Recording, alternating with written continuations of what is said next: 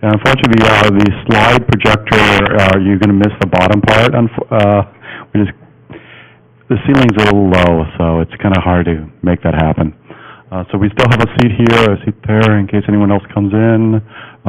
One over there. All right, sweet. So what I wanted to let you guys know, this is a community-run event. We thankfully have sponsors, so that way we can get this event happening very affordably for you guys. So the sponsor for our particular room today is ActiveState, and let me give you the little piece I'm supposed to read for you on that one. So ActiveState empowers innovation from code to cloud smarter, safer, and faster. Built with and on top of various open source packages including Cloud Foundry and Docker, Staccato is ActiveState's groundbreaking application platform for creating a private platform as a service. For more information, come visit ActiveState.com or go see them down on the expo floor at booth 83. If you look on your seat or adjacent to your seat, you may see something like this. They are hiring, so if you guys are looking for jobs or you have friends who are looking for jobs, go check it out. And of course, it's like if you don't know the Wi-Fi password, just popped up over there. And I think with that, we're ready for Jonathan. Okay. Great.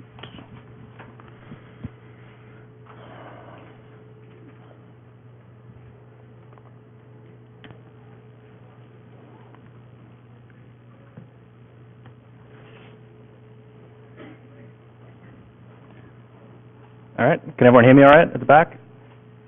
Yes? No? Great. Thanks. Thanks, John. All right. Welcome, everyone. Today I'm going to be talking about two things which are closely related but not the same, the App Container project and Rocket. To give you a quick background about me, I'm Jonathan Boulle. I've been working at CoreOS now for about a year. Pretty excited to be there. Before that, I worked at Twitter for a few years on some application containment stuff there, and also working on Aurora, which is Twitter's scheduler for Mesos. John Boulle on GitHub, Baron Boulle on Twitter, and that's the avatar that sort of follows me around everywhere. All right, so first thing I want to talk about is AppC itself, or AppC is the sort of shorthand for App Container. There's a GitHub project and mailing list, which I encourage you to check out. First thing I want to clarify is that AppC is not Rocket. When we announced AppC, we announced it alongside Rocket in sort of early December last year. We developed these things closely in tandem because we wanted the spec to really be informed by, to sort of have an implementation to see what that looks like, and sort of for the implementation to inform the spec a little bit. But there was such a strong, we developed them together sort of for convenience and to get to have something to show, but such a strong response from the community immediately that these things should be separate, that they are now fully distinct projects. So the core part of the AppC project is the spec itself. What is the spec? Well, it's a new specification that we're proposing in an open format, and the spec is about running applications in containers. But what the hell is a container? If you happen to see our little discussion yesterday, I, for one, find container is a real weasel word. Everyone has a slightly different definition. So I just want to give a specific definition for what we're talking about here. Has anyone not heard of containers or know what containers are generally? I'll go through this pretty quickly.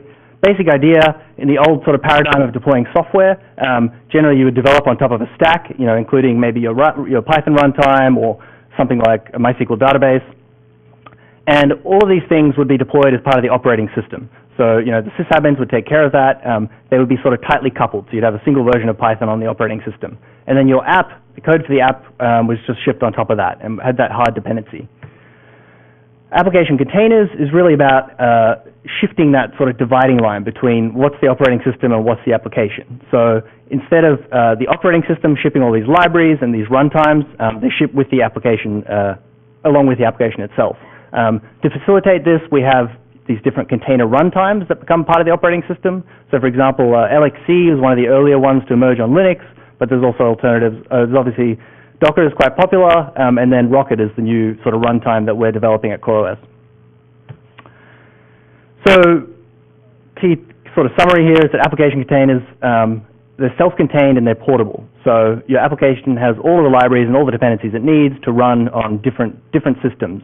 and to be decoupled from that underlying operating system. So you can update the operating system without affecting the containers. This is without affecting the applications. This is very important to us at CoreOS because sort of our eponymous project is a self-updating operating system. So in order to update the operating system without affecting applications, we need the applications to be decoupled from any libraries or dependencies on the operating system. And then the other key part to application containers is that they provide some kind of isolation. So typically that means sort of constraints, so like memory constraints for the application, so that the application can't use all the memory on the system or memory that other applications are trying to use. So I want to talk a bit about some of the principles and sort of goals with the spec. Like what's important to us, why are we doing this, why are we developing a spec? The first principle that's important to us is that it's open, and that means a few things. It means that it's not sort of owned by one company or organization. So the project itself is on an independent GitHub organization, not the CoreOS organization as all our other projects are.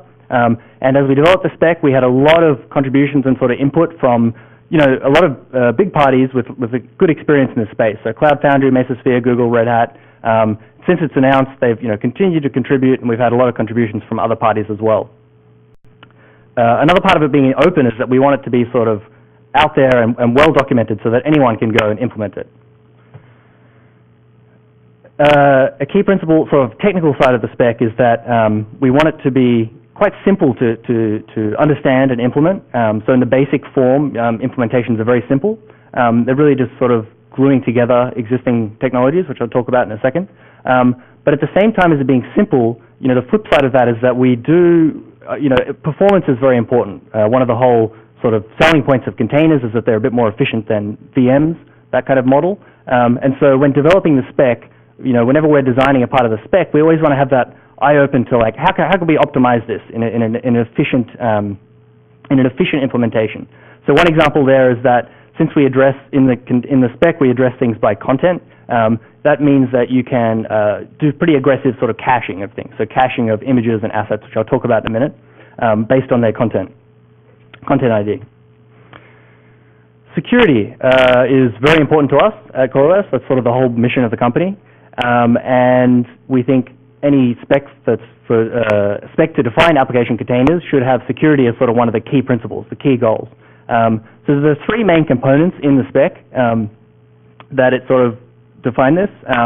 The first is that images are always addressed by their cryptographic hash, so that you can sort of have an image, which I'll talk about what an image constitutes in a little bit, but that it's uniquely and sort of globally identified by the hash of its contents. So provided you trust, obviously, the cryptographic algorithm you're using, you can trust that the contents of the image are exactly what you expect them to be.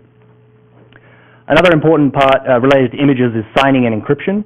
We want these to be sort of the default behavior whenever we're talking about distributing and sort of retrieving images. And so we describe those, sort of as first-class principles in the spec, and we want them to be the default. And then the third concept, which is a little bit of a newer idea, is this idea of container identity. And if you're familiar with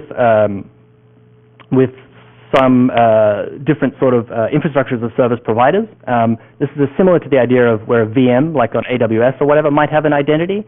We want to push this down to the container level so that each application container has a unique identity that it can use to when talking to other containers over the network, that they can verify each other's identity. I'll talk more about that in a second. We want the specification, coming back to when I said it should be simple, we want it to be based around standards. We don't want to be creating standards for how things should be transported or how things should be assembled on disk. So in the initial version of the spec, we sort of try to describe things using very well-known tools that are very widely available, well-defined. Things like tar for tar for the image format, or gzip for compression format, HTTP for distribution. But at the same time, coming back to that idea of having the eye to optimization, we want to make sure that we can support sort of more modern technologies. So, for example, using the XZ algorithm for compression, or using BitTorrent for distribution. Composability is a very important part of the spec. We want it to be sort of well-defined and well-scoped so that implementations of the spec can integrate with existing systems. So, for example, with different orchestration systems that are out there. We don't want to be prescriptive about how containers are assembled. So we don't want there to be one specific way that you sort of have to follow, which can be quite limiting. And I'll give an example of that in a minute. And then we want the spec to be agnostic and again open. So we're not it's not targeted at a specific architecture and OS. Actually, when we initially developed it was, but as I'll talk about in a second, we soon had people sort of coming and looking at implementing it on other architectures and operating systems. This doesn't mean that you can expect every container to be completely portable and run across a variety of different operating systems, but we want at least these sort of concepts to be first-class citizens in the spec so that it can be extended to different systems and that certain components will always be shareable across the system. So that was sort of the high level, like, what are we doing? What do we want to do? I want to talk about what's actually in the spec. There's sort of four central components. The first is the image format, which I've alluded to. And that is, what is an application image? What constitutes an application? It's quite simple, really. It's just a tarball of a root file system, and then a manifest describing the image. So the manifest will have things, like a name, version, some labels, which we use for sort of dependency matching and things. There's the ability for an image to have dependencies, so those would be specified in a manifest. And since all this is defined as the tarball, then coming back to this idea of the cryptographic hash to uniquely identify images, that's simply the hash. In the first case, it's the SHA-512 sum, but that could be extended of that tarball. And so that gives you this, global, unique identifier, which is, which you can use to reference container images, and then also to verify that you've got the right image.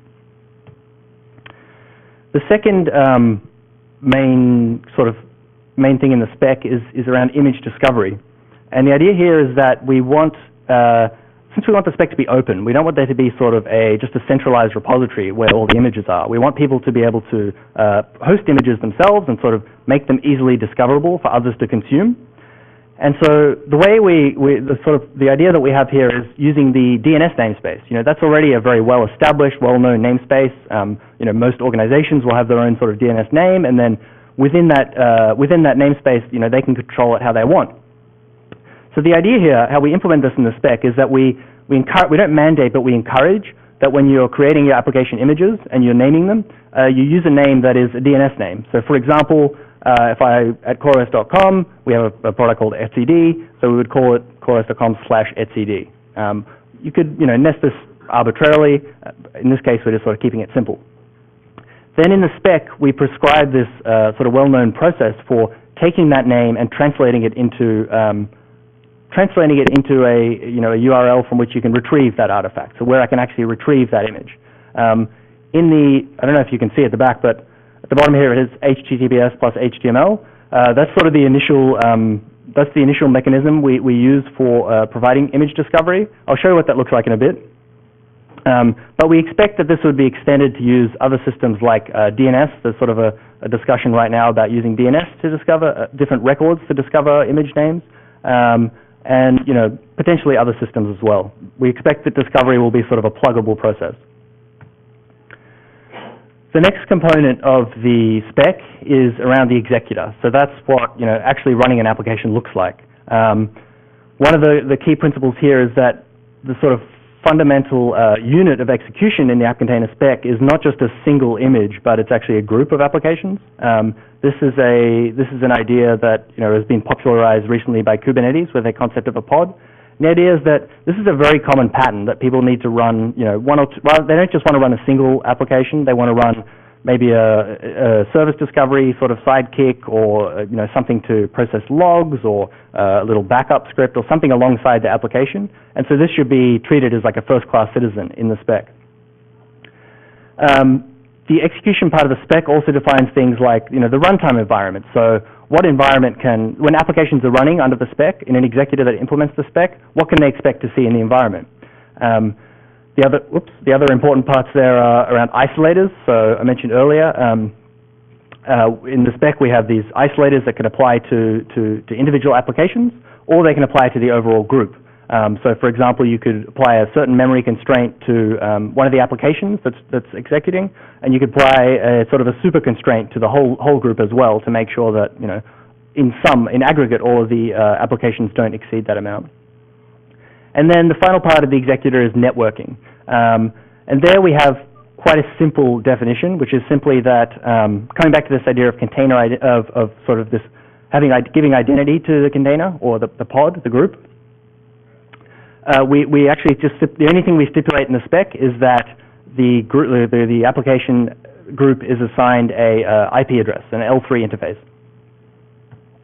So, for example, all the applications running in one group share the same network namespace, so they share the same set of ports and so forth. And then the metadata service is kind of like a subcomponent to the executor.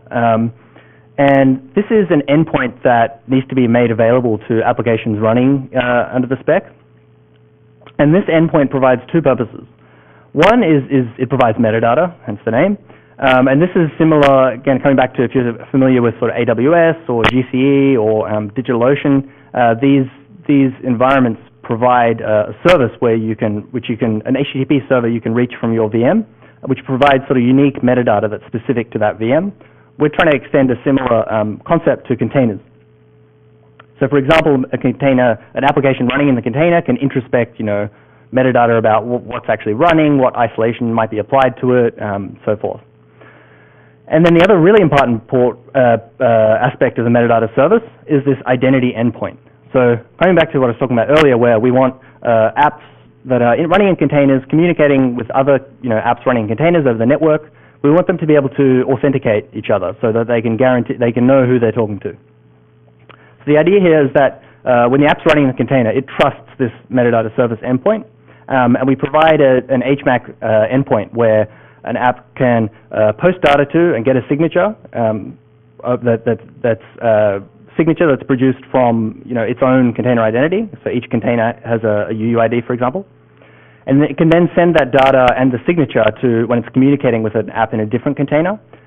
That app can talk to its own metadata service and verify that the signature, actually matches the data that was given. So in this way, containers gain an identity like, in terms of when we're looking at hosts, we have the idea of like an SSH key pair, for example. We're trying to extend that into the application container. So, one second. Those are the main parts of the spec. I want to talk a bit about some of the tooling that exists now for people working with the spec. The first thing is a very simple tool called ACTool, and that has a few subcommands. One subcommand of which is ACTool build, and that's very straightforward. It will just take a root file system and the manifest that we talked about earlier, compile it into an ACI. What's more interesting is ACTool validate, and so that's when, like I said, we don't want to be prescriptive about how you build application images. We expect sort of integration with existing build tools, and I'll talk about that in a minute. But we need people to be able to validate that what they're producing is the right thing. So along with the spec, we develop we maintain sort of the schema, the canonical version of the schema, and that's used by this tool to validate that if you just give it an arbitrary file, it will check that that file conforms to the application image format. So it has the root file system with the right layout, it has the right manifest, it has all the expected metadata, and so forth. Then ACTool has a simple subcommand called discover, which is really just a sort of an example of how discovery might be implemented. So that takes, as I mentioned earlier, that sort of takes a name, an application name, and then resolves that to a URL, in this case, from which the application can be retrieved. I'll show you how that works in a minute.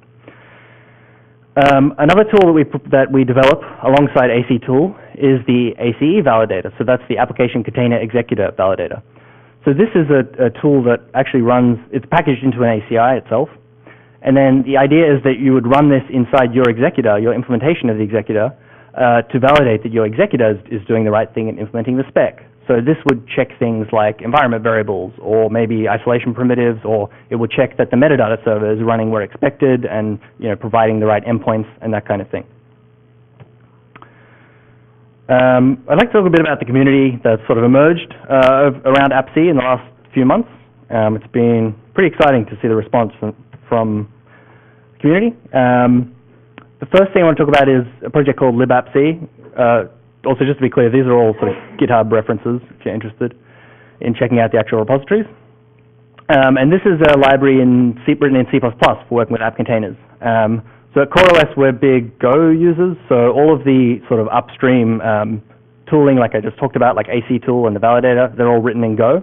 But, you know, as I said, openness and sort of composability is very important to us, and so we want to see implementations of the spec emerge in different languages. So this is a fairly full-featured library that already exists for working with app containers. It's similar to the upstream, you know, tooling that we have, but completely different language. And then using that library, there's actually an executor written in C++. This is sort of called a Rocket clone in that it sort of functions similarly to Rocket, but again, written in a different language, targeting different platforms. And on a side note to that, if any of you are big Mesos users or Mesos fans, there's also a sort of open issue right now talking about implementing the spec inside Mesos, which will probably leverage those libraries since Mesos itself is written in C++. Another project which emerged very quickly and was really great to see was this full implementation of the spec of the executor called Jetpack. And coming back earlier to openness, when we first developed the spec and we developed it in tandem with Rocket, which is our own implementation, we actually locked down the values for OS and architecture in the spec to just be Linux AMD 64. We didn't want to sort of complicate things and have to deal with multiple issues, multiple architectures and so forth at that time. We imagined that Rocket would be the only executor for now, but more would develop over time, and we would sort of think about expanding the acceptable architectures. But almost immediately when we released the spec, this guy M. Pasternaki, who's based in Poland, started submitting sort of issues and PRs saying like, hey, this is supposed to be an open spec. Why is it restricted to Linux AMD 64? I want to implement on BSD. And he's really kept us on our toes in making sure that we define everything in a very agnostic way to platform and architecture, platform and operating system. And he has a full implementation of the executor written in Go, using technologies like Jails and ZFS on FreeBSD, completely different technical stack from what we have in Rocket, which I'll go into. Another project which is quite interesting, it's sort of an experimental playground of toolkit for working with ACIs. So you can do things like building ACIs from within ACIs and sort of generating diffs between ACIs and all these kinds of things. So it's sort of a playground at the moment, but it's interesting to see. This is sort of one of our hopes with the spec, is that if we just define the format and don't prescribe, the build process, that all these different workflows will emerge that can be, useful for different situations. Another tool which is now in the upstream AppC project is called Docker to ACI, and that does pretty much what you'd expect. It's a command line tool. It's also a library. And the command line tool will take a Docker image reference. So in this case, this would be hosted on Docker Hub, or one that's hosted on a custom Docker repository. It will pull down that Docker image and convert that into an ACI that's compliant with the spec. And then, slightly different note, we have this project which is still very early, but it's called Go ACI. And this is sort of a proof of concept for, it's functional, but it's sort of intended to be a proof of concept for where we expect things to go with these different build workflows. So in this example, Go ACI just sort of wraps, like the Go, if you're familiar with Go, the Go get command, which is for retrieving and building a package. And it will retrieve and build a package, tries to sort of behave like you'd expect. So you can give it a package name, and it will go out and find that package and pull it down. It will compile it as a Go binary, and then we'll actually build that into an ACI that's compliant with the spec. So then you can take that ACI and run it straight away on any executor. In the case of Go, this is quite simple because Go is generally mostly statically linked, or in some cases completely statically linked. So you can build a single binary and then run that on its own, and that's fine. It doesn't need any other dependencies. Obviously, this becomes a little more complicated with when we're talking about like Python projects or Java projects, because then you need to incorporate the runtime and all the dependent libraries for those systems. But we have, you know, a few things in process around doing that, and so our whole sort of goal is that, our hope is that people can use their existing build systems that they'd use to build their, you know, Java project, for example, and have the output from that process be an ACI directly. So what's the current situation with the spec? Well, it's still early, but we're pretty happy with how it's stabilizing. We're calling it sort of v.3.0 at the moment. We're hoping to reach in the next few weeks what we're going to call v.0.5, which is the point at which we say, hey, we're happy with this, we think it's stable, you know, it's not 1.0, but we're happy for people to go out and build against it. But actually, as we've already seen, a lot of people have been going out and building against it already, which is pretty exciting. But there are two kind of big areas that we need to finalize before we're happy calling it a bit more stable. And these are around pods and isolators. So I mentioned earlier that pods is this idea sort of inspired or maybe taken from Kubernetes, that the fundamental unit is around a grouping of applications when we're talking about execution. We've actually gone back and forth a little bit over whether that's something worth defining in the spec. You know, the counter argument would be, well, just define the image format, and then implementations can deal with this, you know, this grouping of apps if they need to.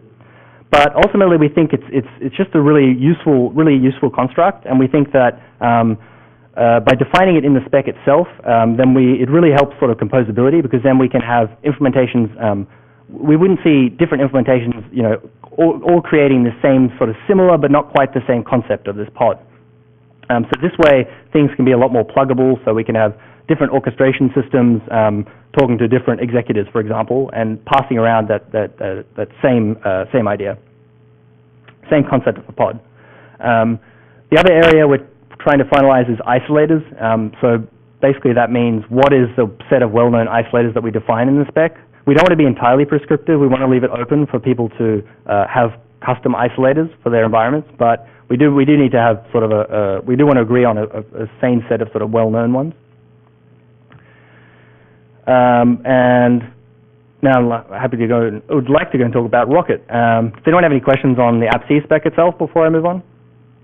Yes? Is there any provision for, sort of like with Docker, you have you don't have to shift the entire container if that image is already pulled down before, right? It's incremental container stuff. Is there any provision within AppC for the precision distribution of containers that are built on top of the common base?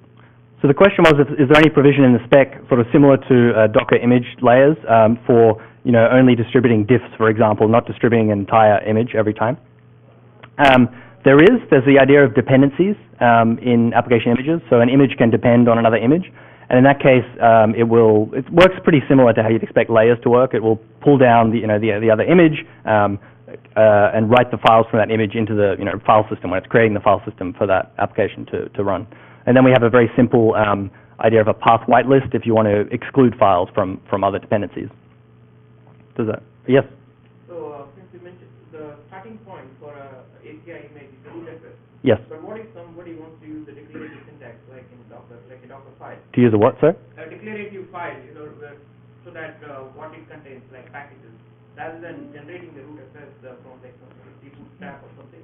So the question was, what if you want to use a declarative approach to creating the rootfs like Docker? Right. So we expect people to do that, but we don't have a prescribed sort of official way to do that at the moment. We don't want to be too limiting in how people generate these things. But one example that we've been playing with there is using buildroot. So with buildroot, you can have sort of a manifest that, for those not familiar with buildroot, it's just a way of creating very simple root file systems for Linux distributions, basically. It was developed in sort of the embedded Linux community, but it's quite useful for a broad variety of use cases. So the idea with buildroot is you could say, I want this minimal environment that has this version of Python, this version of glibc, and then this version of my app. And, well, you wouldn't necessarily define the app in buildroot, but you could define those dependencies in a manifest, and then buildroot will generate that rootfs for you. Does that answer the question? That's one example. We expect others to emerge, but yeah, we don't necessarily expect to have something directly analogous to a Docker file. Yes? Does the specification define for a running image, for running application, what parts of the file system are writable for that? The question was, does the specification define for a running application which parts of the file system are writable?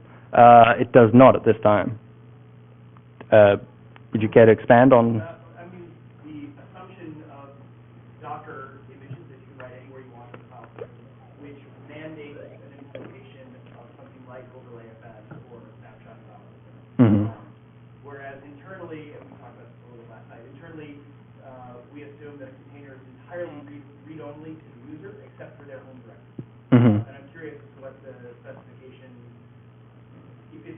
so loose that people will assume you have to use overlay FS, or if it's tight enough that you can actually implement the spec in terms of one directory that's running? At the moment, we only the only extent to which we talk about that is that the application starts in a writable file system. So we don't. I'm not sure I think in a sense we do preclude it from only. I'm not sure we actually specify it to an extent that necessarily precludes that behavior. We talk about the most simple implementation just being an unpacking of the tarball, right, into the directory, and then that's the environment in which the app runs. So it needs to start from a clean environment, a clean copy of the application containment image. We don't actually talk more specifically about which parts are writable. So, I'm sorry? It could, potentially, yes. So, I mean, just something to think about, as a thought experiment, like, would it be valid if I had a container?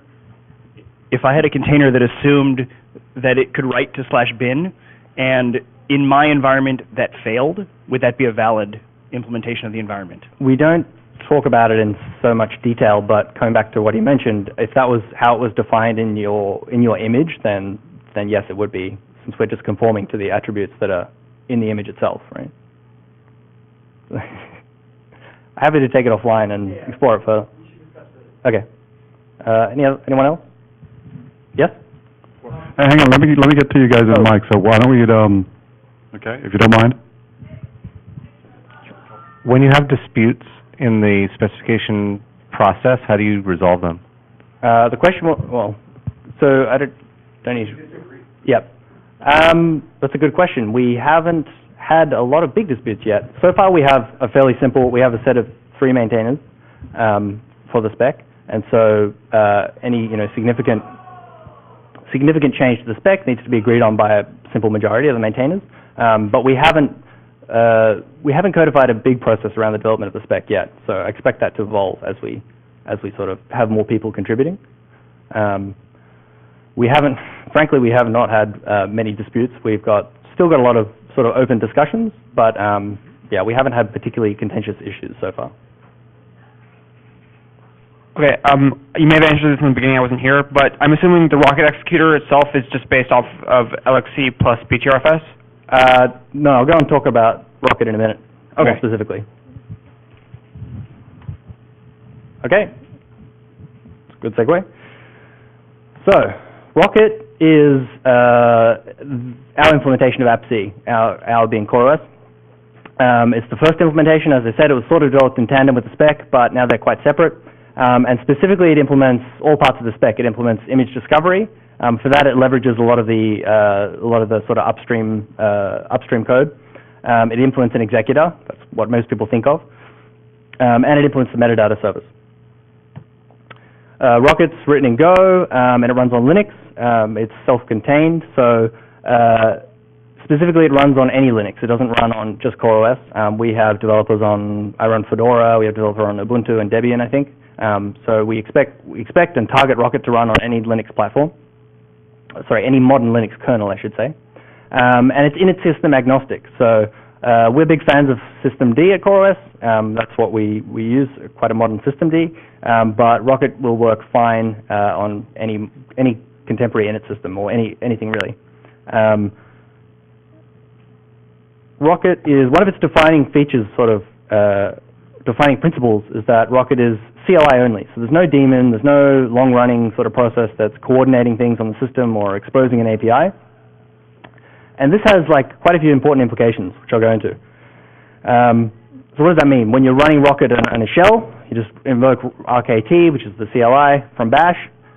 Rocket runs underneath the process tree of Bash, and the application runs underneath Rocket. Or if you're using Runit, for example, some people love Runit, Rocket runs directly underneath Runit, your application runs directly underneath Rocket. Or with systemd, like on CoreOS. Again, Rocket runs underneath systemd, application runs under Rocket. Why is this important? Well, with systemd, for example, it exposes a lot of powerful primitives for controlling like memory usage or CPU usage or things like that. Since we have this straightforward process hierarchy, any limits that you apply at the systemd level, so for example, if you're running this from a systemd unit, They apply to Rocket, and that applies to the application. Furthermore, when systemd is it's your sort of source of truth on the system, tracking all the applications that are running, it always knows exactly where your application is running. It's not possible to sort of lose track because it's always under the systemd cgroups hierarchy that systemd creates. Or if you're running upstart, again, Rocket runs directly under upstart, and the application runs under Rocket. I want to talk a little bit about the architecture, the internals of Rocket. We separate execution when you're running an application or running a group of applications into stages, stage 0, stage 1, stage 2. And the idea here is that these stages are relatively modular. In practice, we would expect stage 1 to be the one that's really modular, which I'll go into. So stage 0 is the Rocket binary itself. That's the CLI. And that has a few responsibilities like performing image discovery, listing containers on the system, pulling down application images, setting up the file system in which applications are going to run. Then stage 1 is kind of the interesting part. This is the execution environment for the app. This is coming back to this idea of a pod. This is essentially the pod sort of process. And this consists of a root file system for the pod itself. So we're not talking about the application root file system yet. And an init binary, which is sort of a binary that is execed over the top of the Rocket with stage 0. And that's responsible for managing the processes within the Rocket pod. So for example, because in the spec we define things like lifecycle hooks. So if an application within a pod stops running, maybe you want a hook to fire to execute when that application stops running. So in Rocket, that's the responsibility is the stage 1. So every time you execute Rocket, it's a new init that will maintain the processes within that pod. Stage 1 is also responsible for things like setting up cgroups, individual isolation for the apps, and for providing the metadata, for wiring up the metadata service. So like I mentioned, the metadata service, for it to be useful to provide this idea of container identity, it needs to be federated. So you might, in simple cases, the metadata service might be running as, just as within the Rocket binary itself, but that's not so useful because then it's not federated with other metadata services. So you can imagine instead that what Rocket will do by default is run a binary on the host operating system. So then that metadata service, again, it's just that HTTP endpoint. It can provide that federated view of containers for all the containers on the system. Or obviously taking it to the next level, you can have a federated distributed metadata service that provides that container identity across different systems. And then the third stage of Rocket is just the actual app execution. So that's literally just starting up your app, with the right environment set up, with the right cgroup set up, and so forth. So when we announced Rocket a few months ago, it was pretty limited.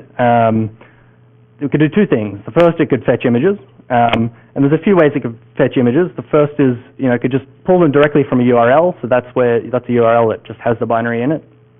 Has the application container image at it, and it'll just directly pull it down and store it locally in a content addressable store. So it's cached for future reference. And then the other way of fetching images is using this idea of image discovery, which I'll talk about how that works in a minute. But to give you an example, we're just referencing the image by this name, chorus.com/etcd, and we're giving it a version of v2.0.0. The next thing that Rocket could do was it could actually run applications. Pretty important for a container runtime.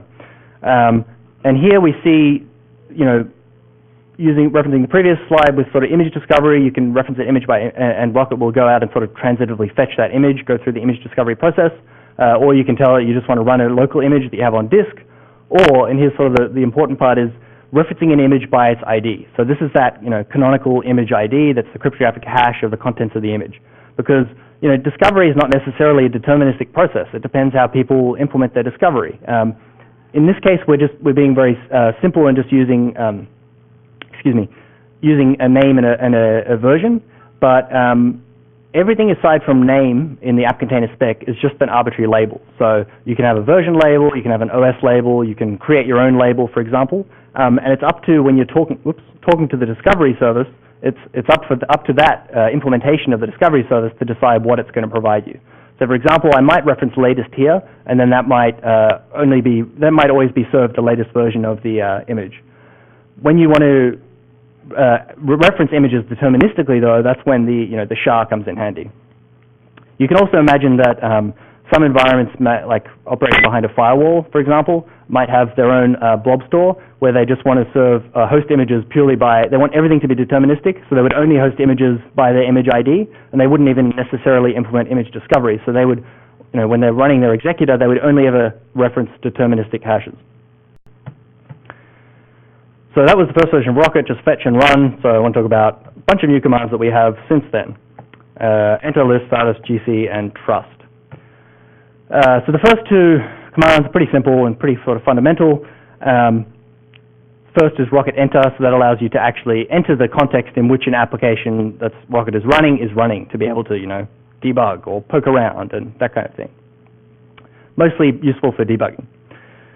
The second command is list, which is just a straightforward listing of, what containers are running on the system and what state they're in. Where things get a little more interesting are these commands, Rocket status and Rocket GC. And this comes back to the idea I talked about earlier, where Rocket is designed to be a CLI only, so there's no daemon tracking state. So since there's no daemon tracking state, we have to track state somehow about containers, otherwise, you have all kinds of race conditions when interacting with containers. So the idea here is that we want to push all that work into the kernel. We don't want to re-implement that stuff in user space. We want to, the kernel has very well established primitives for facilitating this kind of atomic sort of operations. So in Rocket right now, for a lot of the things, we just use a pretty simple mechanism around file-based locking. So for example, when you're running a container, the Rocket process that's running the container will take an exclusive file lock on the directory in which the container is running. And then when other Rocket commands get run, because we expect Rocket commands will get run in parallel, that's, we have to design from that for day one, those commands will, use that, will try to take a shared lock, for example, on that container when they're deciding, what to do with it or trying to figure out what's going on. So for example, when you're trying to investigate the status, look at the status of a container that's running, we try to take a shared lock on the container directory. If that lock fails, we take a non-blocking lock. If that lock fails, then we know that the container is still running, and that's sort of guaranteed by the lock that's held by the process, so it's guaranteed by the kernel. So we don't have to do things, sort of racy things with PID files or a database or something like that. GC works on a sort of a similar process. The idea here is that GC, it's similar to status. It will when it runs, it looks through the containers, tries to take a lock. If it can take a lock, it knows that the container has stopped running, so it might be eligible for GC. And we have a sort of a simple time-based policy for that. So, for example, you might want to GC all containers that haven't been running for 30 minutes or so forth. But the idea here is that, again, we don't have a daemon, we just have a command line, and the idea here is that something like GC, which you might want to do, might want to have all kinds of different policies around, we just provide the primitives, and then you can use different orchestration to implement your actual policy. So, for example, we would expect GC to be run from, a cron job or from a systemd timer unit, according to how often you want to garbage collect. Yes? Who keeps that file lock open for running? The question was, who keeps the file lock open for running container? It's the stage one. So the stage 0 sets up the file lock, and then it's inherited by stage 1. Does stage 1 act as the init process in the namespace? Does stage 1 act as the init process in the namespace? Yes. The next command, different track entirely, is called Rocket Trust. The idea here is that since we, as I mentioned, security is very important in the App Container Spec, we want things to be signed by default. We're also considering actually having them encrypted by default. There's an open discussion ticket about that. So we need a way for Rocket to be able to know, who can it trust? How can it, when it pulls down an image and it pulls down a signature with the image, how does it know that that's a valid, how does it know it can trust that signature? So Rocket Trust is kind of a simple tool for sort of convenience for manipulating sort of the local trust database that Rocket has. Which public keys can it trust? We expect that when people are sort of packaging or distributing Rocket, that they would provide their own keys. Similar to how something like RPM works, where your system comes with the trusted key for signing RPMs. Another big change that went in recently was going back to that idea of the modular stages, moving to the stage one that we ship by default with Rocket, being an ACI itself. This is important to actually make it swappable, because before it was sort of baked into the Rocket executable for convenience. But now that it's an ACI, following a very, the well-known format, the well-defined format, it makes it very easy for people to swap in their own stage one for different environments. So to give you an example, so we developed Rocket, we sort of targeted it, as like I said, it'll run on any Linux system, but when in our stage one that we ship, it actually uses a derivative, sort of very, very, very slimmed down version of CoreOS. Really, it's just using like systemd and systemd nspawn, because Rocket itself uses systemd internally as the init process for the pod. But that's really an implementation detail. People might want to use something else in there. The very simplest version might be, a bash script of some kind that's the init process for the pod. And so moving to using an ACI is very important to make it that friendly to package on different distributions. For example, the Fedora guys are looking at packaging Rocket right now, I believe, and for them it would, it's kind of a non-starter to use a compiled CoreOS derivative as a stage one. Instead, they can build their own stage one that might look very similar, but it's built from upstream Fedora sources, so they can control that entire chain. Another feature that came into Rocket a couple of weeks ago is support for running Docker images directly. So if you can reference, instead of, if you give it this special prefix to reference a Docker image, it will go out, function much as you'd expect Docker run would, pull down the Docker image that there's references from the Docker hub, actually convert it in line to an ACI, to something compliant with the spec, using that Docker to ACI library I talked about earlier, and then it will run it. So I want to give you a really quick demo of, do you all recognize that? Quick demo of what this actually looks like in practice. Make sure I've cleaned everything out. Can you see at the back? Oop, maybe a bit big. How about now? Still okay? Great. Okay, so this is on a Fedora 21 system. It's actually on an nspawn container on my system. So there we have Rocket, pretty simple command, self-explanatory, with the different commands that I talked about. Okay, so what I'm going to try and do is going back earlier to talking about discovering images based on their name and this label. I want to try and I have an completely empty Rocket system here. I want to try running the CoreOS thing of version 2.0.3. What does that look like? Well, Rocket tells me it's searching for it. Then it tells me it's found this URI at which it finds the ACI. Tells me it's getting the signature from the very similar URL, you'll notice. But then it's saying it failed because, well, in this case the error message is not super helpful, but because the signature is made by an unknown entity. So that's the behavior we want. We don't want Rocket to just blindly trust things by default. We haven't told it to trust this signature, the signature authority for this endpoint. So I want to show you very briefly what actually happened there. So I referenced this name, coreos.com/etcd. The first thing that Rocket did, the first thing that the image discovery process, the simple version prescribes, is that it went ahead and added HTTPS to the start of that thing, since it looked like a well-known, a well-formed DNS name, and then it tried to reach that endpoint just using HTTP. That failed, 404. So coming back to this idea of a hierarchical namespace, the next thing that Rocket does is it walks up the tree. So it walks, in this case, up to coreos.com. That succeeds, 200. So now that it's retrieved that HTML, the image discovery process is based around meta tags, which you can find in the HTML. This is an idea that we sort of was heavily inspired by Go's. If you're familiar with Go, you can have this idea of a vanity import URL, or vanity package name, so you can actually reference a package that might be retrievable on a different URL, for example. So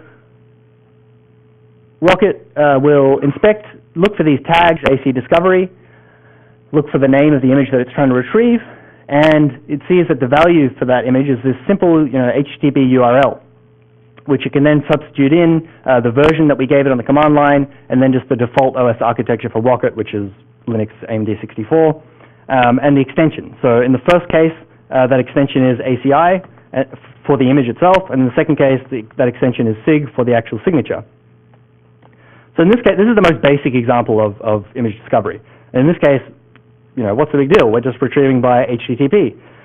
Well, the idea here is that this is very extensible. So you could conceivably return multiple templates.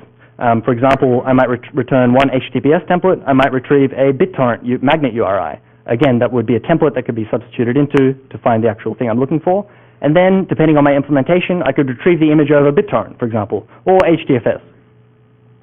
The important part is that, it's discoverable in this sort of well-known way, and then it's up to the implementation to decide, what technologies, what transports it actually supports.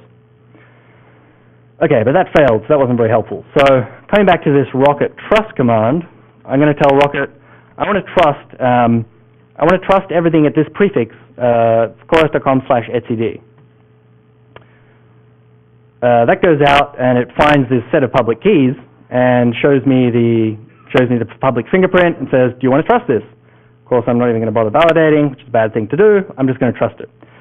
Now it's written that, says it's trusting that key, and it's written it to this file, which is just how we're storing the key database on disk. So how did that work? Well, it went through the same process of going to chorus.com/etcd, hit a 404, came back to chorus.com, and this time it looked for this pub keys tag, which is, in this case, it must be a HTTPS endpoint, where I can find the public key file that's trusted to sign images by this name. So now that we've trusted that, we go through the retrieval process again because we didn't cache the asset because we didn't trust it. This time we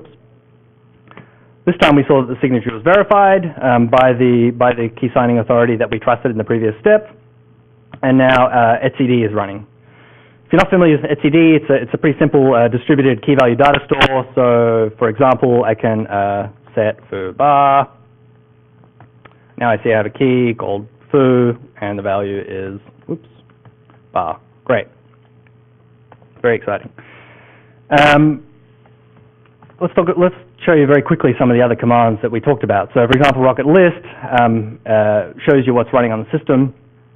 And coming back to what I was talking about earlier, the way it determines this state, since there's no sort of central daemon tracking this stuff, is that it uses this flock-based system. So in this case, the container happens to be in this directory. So, for example, I could try to take, XB, try to take a lock on that directory. Flock is just a simple command line tool that does the system call. And that fails because there's a lock already taken on that directory. If I go ahead and kill the container, then we see, the lock's been released. Now if I do Rocket List, we can see that the container's now inactive. If I did Rocket Status for this container, it reports what the PID was, and then reports that this time it's exited. So that's how sort of we track state in Rocket and how the different commands we have for working with it.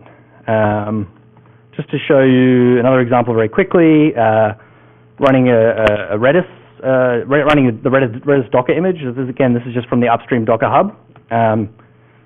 Unfortunately, we have to disable image verification because signatures aren't a part of the Docker images.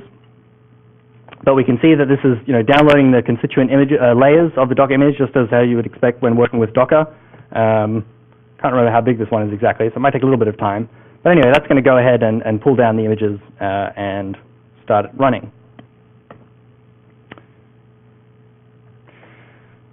Okay.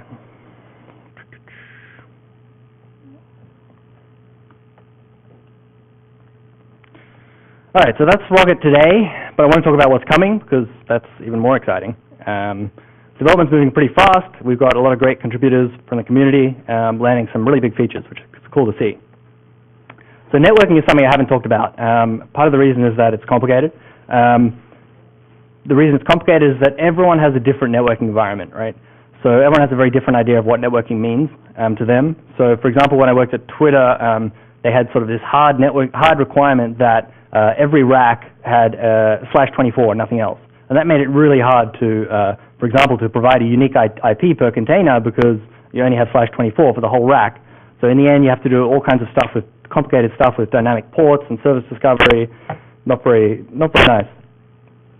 But in the spec, we're trying to move away from that, and we're trying to give this idea of the identity and a layer 3 address identity to each pod, to each running group of applications. So that's all that's defined in the spec. So how do we do that in Rocket? Well, in Rocket, we want to be very extensible and sort of usable in all these different environments.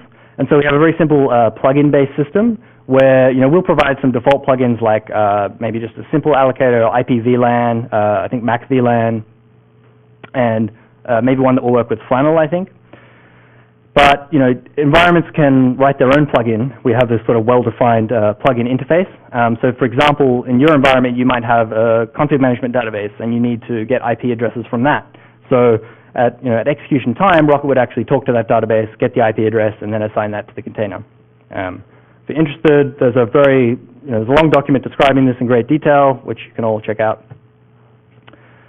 Another thing we are planning on introducing soon is integration with systemd on the host. Now this is going to be optional integration, to be clear. I mentioned that Rocket is targeted at Linux systems generally, not just systemd systems, so it'll continue to work fine on other systems, but when we have systemd available, we want to be able to integrate because we can provide some cool additional features. Like systemd has this concept of, its own concept of virtual machines or containers. They're still kind of going back and forth on the naming exactly.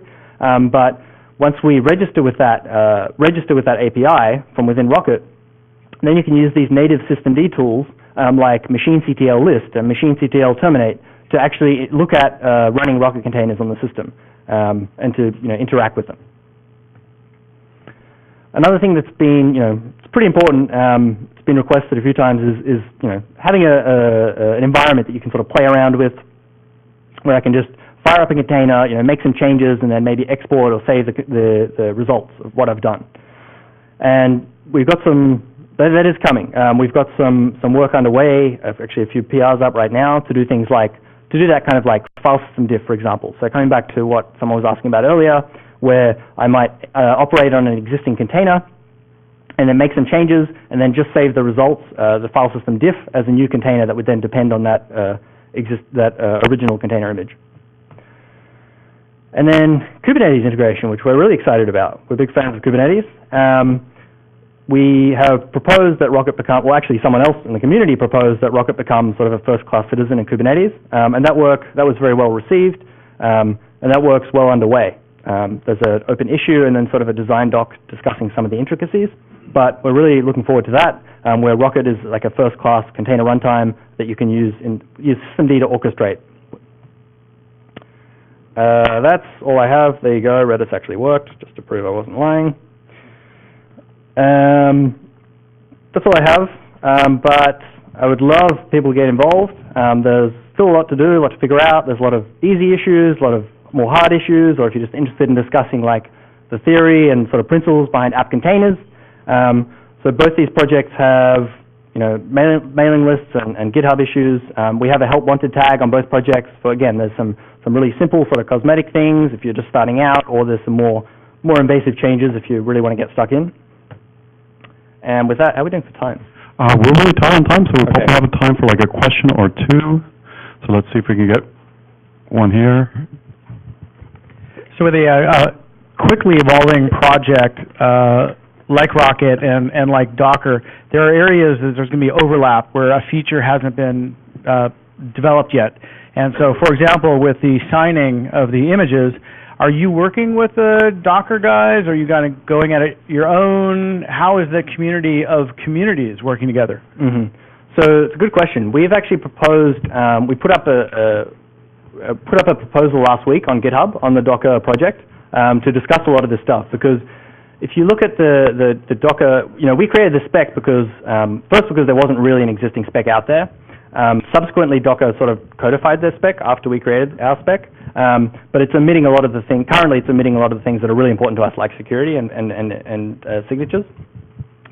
they have, some issues within the Docker project discussing those things and planning those things for sort of their next generation image format. And we're proposing essentially that, hey, we think this is, we're pretty happy with what we've come up with. What changes do you think would be necessary for this to be the next generation image format? So there is an open discussion on that. That's what we're really hoping that comes through. So. Are you shipping any CoreOS images with Rocket and all inside it? We are not shipping CoreOS images with Rocket today. I'm really actively trying to get that happening.